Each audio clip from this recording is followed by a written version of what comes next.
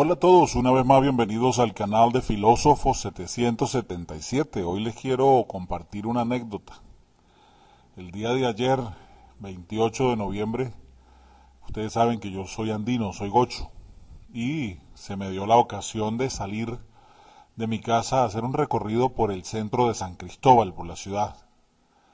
Y me encontré con algo muy peculiar. Me encontré con un montón de gente buscando transporte, tratando de subir a las unidades de transporte colectivo, subiéndose uno encima de otro, discusiones en las unidades de transporte porque estaba full y la gente no quería dejar subir a más nadie, porque estaba totalmente apretado y la gente igualito buscaba el modo de brincar, de pisarle los callos a algunos. La desesperación, escuchar gente subir a una unidad y decir tengo 3 horas esperando y ustedes no entienden. Aunque todos íbamos parados, la gente decía, wow, no me importa si tengo que ir en las piernas de alguien, montado sobre alguien, pero no me calo más, son 3 horas de estar aquí esperando una unidad de transporte.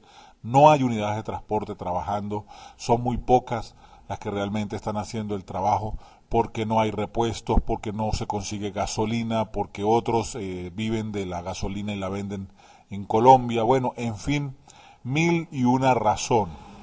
Ustedes pueden ver imágenes de cómo está la situación en el país y es por eso que quiero hablar de este tema. La profundización de este periodo especial, entre comillas, de una serie de medidas de austeridad que tomó Fidel Castro en Cuba después de la caída de la Unión Soviética, principal socio y proveedor energético de los caribeños, está convirtiendo las calles venezolanas en una especie de espejo a lo cubano. El último paralelismo es el transporte público, que mezcla largas colas en las paradas de todos los autobuses con la escasez de vehículos ante la desesperación de la sociedad. Como si de una postal de La Habana se tratase, donde solo faltarían los Cadillacs y los Chevrolet de los años 50, hoy podemos ver en las imágenes hasta camiones que se están utilizando en todo el país para transportar gente. En la Gran Caracas, 22.000 unidades están fuera de servicio, según la Central Única de Autos Libres y por Puestos. Solo 5.000 estarían funcionando ante el desabastecimiento y los altísimos precios de los repuestos y lubricantes y los cortes en la distribución del combustible. La falta de unidades de transporte se está paliando con camiones y pick-ups para tratar de trasladar los pasajeros. Las imágenes se extreman cada día que pasa y recorren las redes sociales con vehículos colapsados, con pasajeros literalmente colgados sobre la puerta o sobre las ventanas. La crisis de transporte se une así a la inmensa cola de gente buscando también comprar comida, harina, pan, comprar comida, escasez de alimentos, medicinas, el desabastecimiento de productos básicos, empezando por los productos para la higiene personal, con el sobreprecio que vino para todo lo que tiene que ver con higiene para las damas. Desde que en 1991 comenzara en la isla caribeña el llamado período especial, tras la caída del muro de Berlín, los cubanos padecen parecidos sufrimientos. Una serie de paralelismo que explica la Cubazuela de hoy, precisamente cuando esta semana se acerca, ya cumplieron los 17 años de la firma del convenio de cooperación Cuba-Venezuela, que ya fue suscrito por Fidel Castro y Hugo Chávez, y amparados en esta hermandad, el gobierno de Maduro excusa el derrumbe de su economía al bloqueo financiero, parecido al que sufre Cuba. En su última defensa del victimismo revolucionario, Maduro culpó a Estados Unidos, a Colombia, al Parlamento, a todo el mundo de la hiperinflación y del colapso que se vive en Venezuela, en el pago de la deuda exterior, que quieren que sea refinanciada, que no puede ser refinanciada sin la autorización de la Asamblea Nacional, pero que ellos ya cometieron el error de al quitarle los poderes a la Asamblea Nacional, ningún gobierno va a aceptar la autorización de la Asamblea Nacional Constituyente por encima de la Asamblea Nacional, porque cuando este gobierno caiga, la nueva Asamblea Nacional entrante no va a reconocer las deudas y eso sería una pérdida para las personas o para los países que se atrevan a negociar la deuda con Venezuela sin la autorización legítima de la Asamblea Nacional, por muy vendida que ésta sea. En estas apariciones últimas, el hijo de Chávez anunció un plan navideño para las familias que solo se entregará con el carné de la patria, la adaptación de la libreta de racionamiento cubana a la Venezuela de hoy, bolsas de comida a precios subvencionados que el gobierno vende solo a las clases más populares.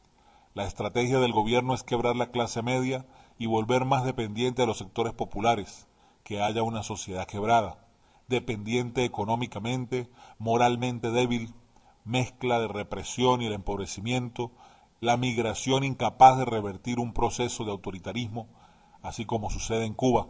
Los que no aguantan se van. Estudiosos de la emigración aseguran que entre 2 y 3 millones de venezolanos confirman la gran diáspora, pero todos ellos son incapaces de cuantificar la verdadera hemorragia de los últimos meses.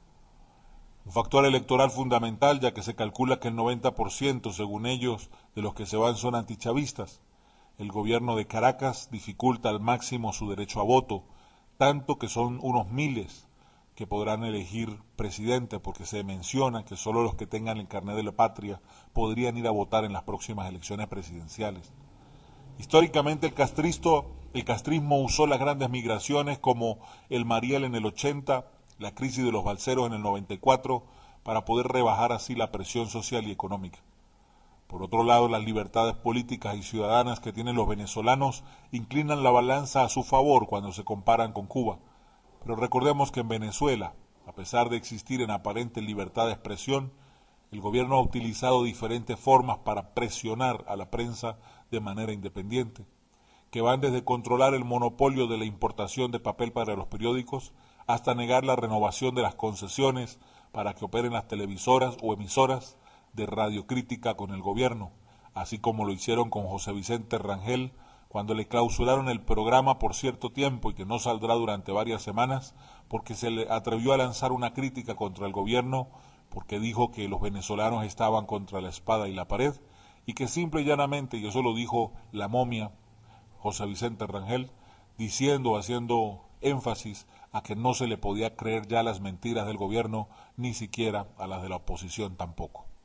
Para colmo, el general Vladimir Padrino López, ministro de Defensa, controla junto a un batallón de sus generales la importación y distribución de alimentos, cocaína y algo más.